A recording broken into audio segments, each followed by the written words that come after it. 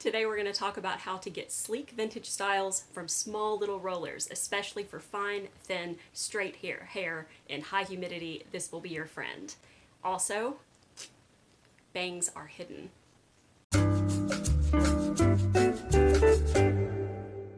Hello, welcome to Lady in Waking. If you have never been here before, my name is Ashley. I am a 47-year-old pop culture geek with a love for vintage style, and I'm trying to channel my vintage style, or trying to hone my vintage style in my 40s. It's been a little bit of a challenge, and I'm just chronicling that challenge as I go. I'm also taking requests, and I'll also be doing traditional vintage styling here. So if that is your thing, then by all means rate, comment, not rate. By all means like, comment, and subscribe, and I'll keep making videos as long as I can. I am actually doing this style today, which is a bombshell style, which I feel like is very indicative of the 40s without being traditional, without being like on the nose with any particular actress or celebrity of the 40s. I like to do a style like this occasionally to show that with bangs and with a curlier setting, you can still achieve bombshell waves. And the reason I started with a curlier setting, which is these pillow rollers this time, it's because without a lot of curl, my hair will not hold a set. So if I try to do a traditional, like more like a hot roller or which y'all know my history with hot rollers, I can't do hot rollers. But in this humid Tennessee environment, it actually does better if I use like tighter curls and then just brush it into a wave. And I'm going to show you how to do that in this video.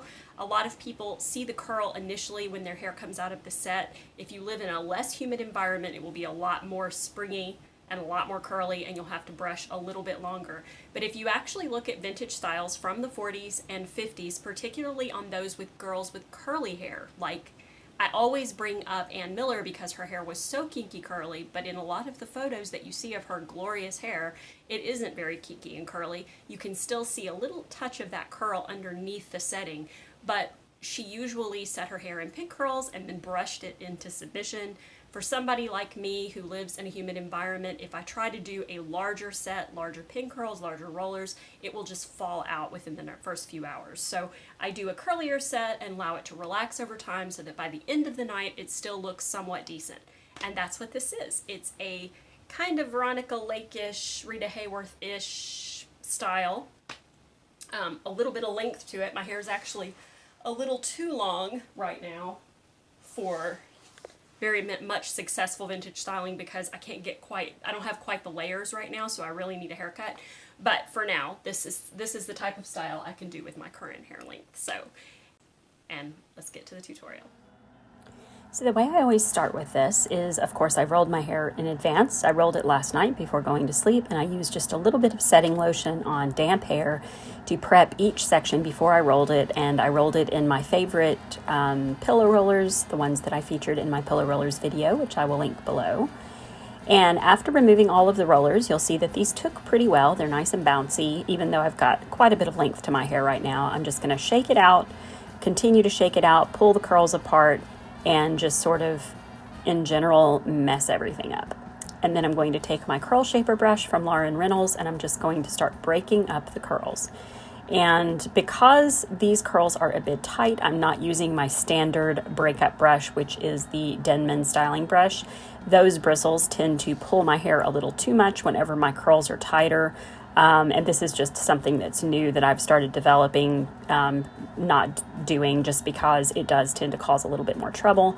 But you'll see that because of the rollers being set off the top of my head, the top of my head is actually quite flat, but the rest of the hair is extremely curly. And then I'm just going to start taking that brush and pulling all the curl down to the bottom so that I'm completely flattening out the top. I've got a side part going on, and I'm just going to start pulling that hair, and you'll see those waves start to take shape. A wet set gives you a lot more shine, a lot more bounce. So I'm just going to continue to brush through all of the broken up curls and just start pulling them, and you'll see that I'm actively pulling the hair straight. so that it's going to lend itself to that sleek appearance that we're looking for in this particular style. The curls will all cluster together at the bottom, and you will work with those as the style progresses, but right now the main focus is getting all the curl out of the top and to the bottom of your hair. Not only does that give you some fullness at the bottom whenever you're finished with your final style, but of course that's also what causes the hair to look nice and sleek. And after I've done the sides, I generally go around and do the back. Again, I've got my hair parted in a pretty deep part. And now I'm going to take the top section. I do not typically do a lot of teasing, but for this style, we're going to do a bit of teasing because that's going to help us blend our bangs into the style. But I'm just going to make sure that my part is nice and clean. And then I'm going to pick up a section, and you'll see me kind of take a little hairspray and spray the section at the root and then just start to tease. And then I will let that side just sort of fall back over the part and then pick up another section. And you can do this with as many sections as you want. You can do it on both the right and the left side of the part, but it just is not something that I need to, or that I do much of, so I generally just keep most of the volume in one specific spot. And then I am pushing it back over, and you'll see how much more volume I have on the crown now that that has happened. And then I'm going to just take my bangs and blend them with teasing into the crown section. And now I'm going to take some duckbill clips and start to manage the wave. I'm going to just sort of, as I brushed the hair, some waves kind of took shape. So I'm taking those duckbill clips and sort of placing them right at the top of the wave so that the wave is sort of maintained. And then I'll brush out the bottom again to give me a little bit more of that sleek. I don't want a full page boy here. I want the curls to be clustered at the bottom. But I'm just trying to keep all of the hair kind of slicked down to the bottom, so that's why I'm using the duckbill clips to manage those waves. That's going to keep the waves in place, but it's also going to help us to maintain that sleek appearance. So after I've got the bottom of the hair sort of managed and maintained and clips where I want them, then I am going to finish brushing out the back. Maybe do a little gentle teasing with my brush just to give it a little bit more volume at the bottom. And then I'm going to spray it. And then I'm going to give it a little bit of time. I usually will do this before I do my makeup. And so it'll have a good 20 minutes to just sort of stay like that. And then I will remove the clips. And by no means am I looking for plastic perfect perfection. I just want this to look sleek and clean. I'm using a bobby pin to sort of manage some little loose pieces from my bangs that were still sticking out. And then of course that's when I go ahead and take out the clips. And I still want it to look nice and flexible. I don't want it to be, like I said, plastic perfect. But because of those clips and because of that little bit of time that we've allowed to pass, it has kind of molded the hair into shape so that when I do start to sort of move it around, it still maintains the shape that I want. And then you're just going to spray it into place. Just kind of manage it with your fingers to kind of keep everything